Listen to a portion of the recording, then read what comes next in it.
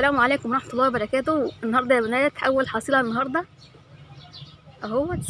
سمك حلو ما شاء الله اهو، ما شاء الله لسه صاحي. نكمل الفيديو بعدين. طيب يطلع حاجة ان شاء الله هتصورها. لايكاتكم بقى وكومنتاتكم. يا جماعة ده القط كان مستني السمكة تاكلها، بس على مين؟ ده السمكة اللي انا لسه مطلعاها قدامكم دلوقتي.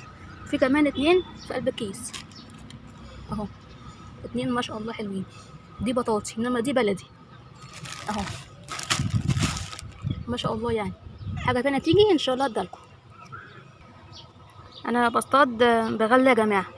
دي الغله اللي معايا، غله منقوعه لمده يوم كامل اهي، طريه خالص اهي.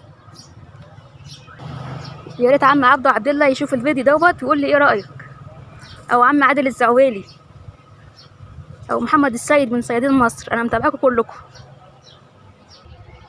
تعالوا نشوف مع بعض واحنا بنرمي العود. العود اللي معايا 72 وده الغماس.